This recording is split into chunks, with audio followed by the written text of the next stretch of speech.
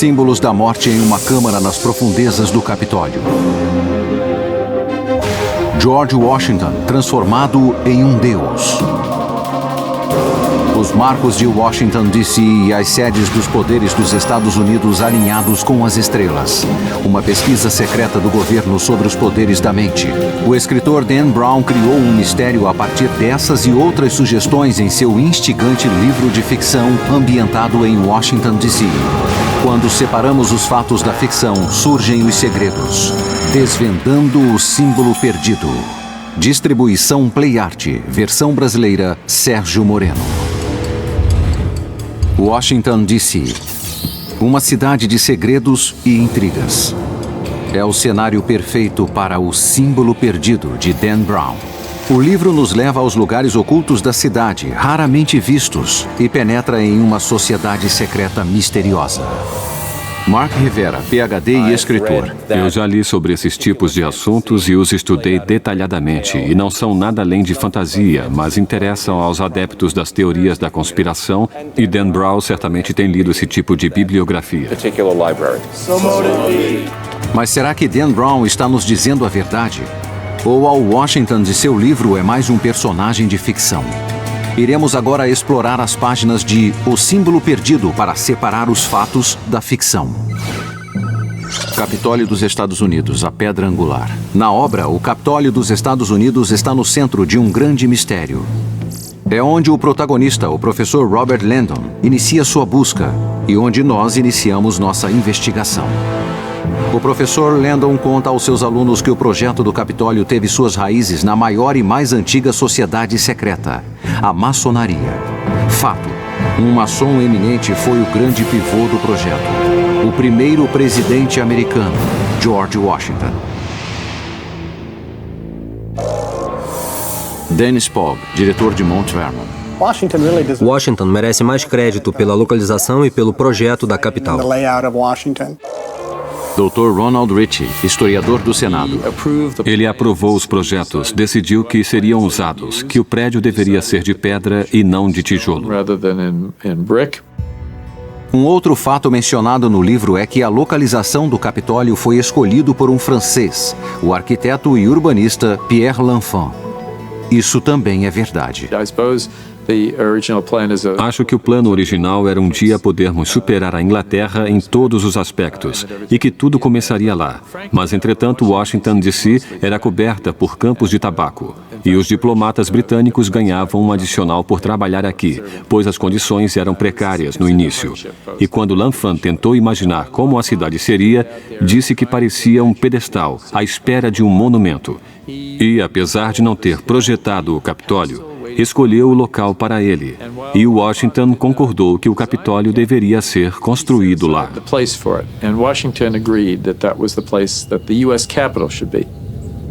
No livro, o professor Landon surpreende seus alunos dizendo que George Washington assentou a pedra angular do Capitólio em uma cerimônia tradicional maçônica. O livro está correto novamente.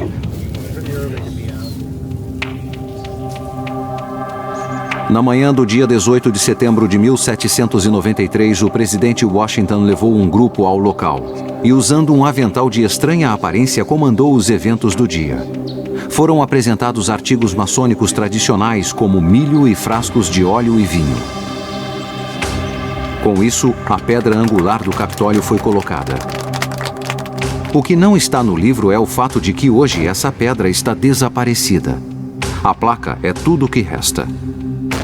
As origens maçônicas do edifício estariam escondidas?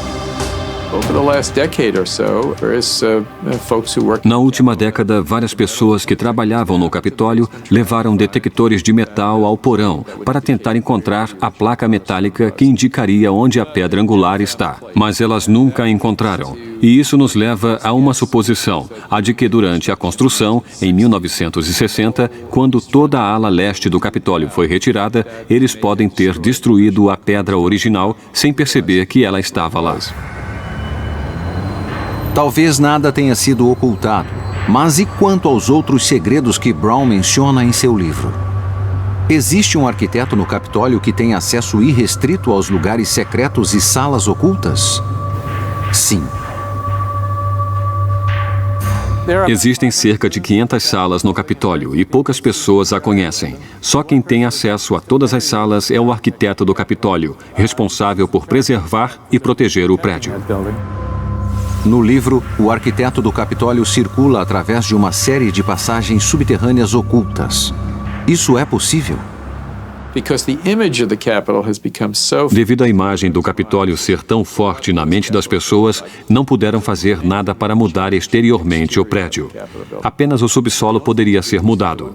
São 4 andares sob o local onde o George Washington assentou a pedra angular.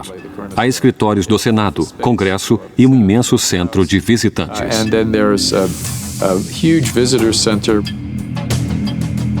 O livro também descreve uma série de túneis que ligam o Capitólio aos prédios ao seu redor. Eles realmente existem? E qual é sua finalidade? Há um túnel que liga o centro de visitantes ao Jefferson Building, o prédio principal da Biblioteca do Congresso, do outro lado da rua. Existem outros túneis mais secretos ainda? Os outros túneis que cortam o subsolo do Capitólio são de vapor, de água e onde passam os serviços públicos. Há também corredores para a circulação. Do prédio do Senado a um dos prédios do Congresso, há um sistema de metrô que liga o Capitólio aos outros prédios. No livro, o professor de simbologia vai ao Capitólio para dar uma palestra. Ao invés disso, faz uma descoberta aterradora: uma mão humana cortada. Landon descreve como essa mão, adornada com várias tatuagens simbólicas, faz lembrar a lendária Mão dos Mistérios, uma espécie de convite ou chave para desvendar os mistérios antigos. Esse ícone existe. Considera-se que sua origem data dos tempos bíblicos do rei Salomão, quando a mão era estendida aos visitantes que entravam no Templo da Sabedoria. Segundo a lenda, a mão tinha o poder de ressuscitar os mortos, se as suas tatuagens fossem decifradas. Mas essa mão possui conexões com a maçonaria ou é apenas um instrumento hábil e doentio usado pelo vilão do livro? A Mão dos Mistérios era bizarra. Alice Von Cannon, escritora e historiadora. Não vi nenhuma relação entre a Mão dos Mistérios e os rituais maçônicos que conheço. Isso foi uma licença poética. No livro, o mais enigmático é o objeto para o qual a mão aponta: o mural dentro da cúpula do Capitólio. O artista italiano Constantino Brumidi pintou o afresco em 1865, que é conhecido como a Apoteose de Washington. Ele retrata George Washington como um deus cercado de figuras clássicas, com a deusa da liberdade à sua esquerda e liberdade à sua direita. Entre as duas deusas vemos 13 donzelas com 13 estrelas acima que representam as 13 colônias. Entre as deusas se encontram cientistas daquele tempo como Benjamin Franklin, adquirindo a sabedoria dos deuses. Um presidente americano transformado em Deus. Seria esta a intenção original da pintura? Ou o livro mostra sua própria interpretação? Dan Brown entende a pintura como um símbolo da crença no potencial humano. Ele apenas impõe seu significado no livro para atingir seus objetivos literários e é por isso que chamamos de ficção. Mas a história está cheia de exemplos de líderes que deixam de ser meros mortais aos olhos do povo. David Shugart, escritor. Temos uma tendência antiga em transformar nossos heróis em deuses. Várias tentativas foram feitas para transformar Alexandre o Grande em um deus, e outras pessoas famosas também. Talvez a pintura apenas retrate a reputação da qual Washington gozava entre os americanos da época. Mas o mesmo não pode ser dito sobre as outras figuras ao seu redor. Ele está acompanhado por 13 virgens. E é claro que há uma história por trás disso, porque o artista, Brumidi, chamou mulheres da noite para pousar como virgens. O professor de Dan Brown deixou esse fato de fora de sua história. Por outro lado, Landon fala de uma outra obra de arte polêmica que chamou a atenção na Rotunda, uma escultura de George Washington de tronco nu, como o deus grego Zeus. É verdadeira. Ela sugere que Washington desempenhava um papel muito importante na sociedade americana. James Reese, diretor de Mount Vernon. Sempre que os pais fundadores estavam em situações difíceis e tinham de escolher uma pessoa como líder de todos os líderes, era George Washington. E o povo da América sabia disso. Nunca houve um presidente tão amado por tantas pessoas na América do que George Washington.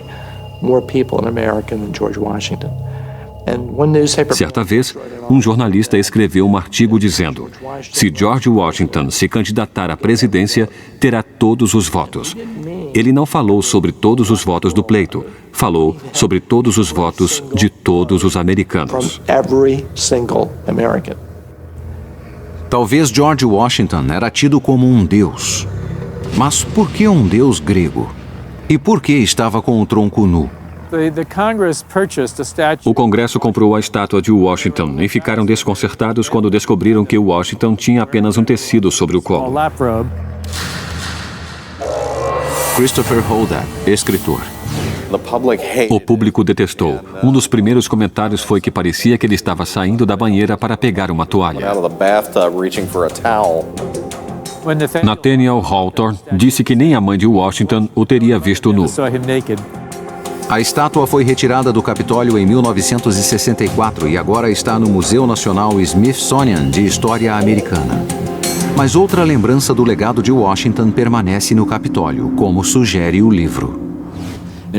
Há uma estrela incrustada no piso inferior, na cripta do Capitólio. Eles tensionavam enterrar George Washington no Capitólio embaixo da estrela, e isso teria sido muito simbólico. O túmulo de Washington, que nunca foi usado por ele, ainda estava embaixo daquela estrela central. Embora não tenha sido citado no livro, a resposta do porquê Washington não foi enterrado no Capitólio se remete à noite de sua morte, Mount Vernon, Virgínia. Em dezembro de 1799, aos 67 anos, Washington veio a falecer de uma grave infecção de garganta. Pouco antes de sua morte, enfraquecido pela sangria, pediu a Martha que fizesse um último favor. Ele havia escrito 2 testamentos e as 2 cópias foram levadas a ele. E pediu a ela para queimar uma na sua frente. Nunca saberemos o que havia no testamento que foi queimado.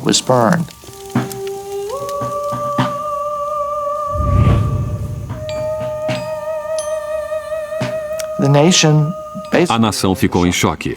Não puderam acreditar que George Washington havia morrido. Toda a nação ficou em profundo estado de luto. Neste funeral, com grandes... Ele foi cremado em Mount Vernon, em uma cerimônia maçônica. E devolva seu corpo para o local de onde veio. Martha estava abalada e transtornada. Não compareceu ao funeral. As opiniões diferem quanto ao local onde Washington queria ser sepultado, no Capitólio ou em Mount Vernon. Washington queria ser sepultado em seu túmulo em Mount Vernon. Essas foram suas instruções. Ele planejava ir para o túmulo no Capitólio, mas infelizmente Martha morreu e a promessa não foi cumprida. Não conseguiram construir o túmulo a tempo. Martha Washington então morreu e os herdeiros de Washington decidiram que iriam desrespeitar a decisão de Martha. Seu último desejo ainda é um mistério. Seus restos podem não estar no prédio do Capitólio, mas sua influência ainda é visível. A irmandade a qual ele pertencia ainda existe nos dias de hoje. A maçonaria, uma sociedade secreta ou uma sociedade com segredos?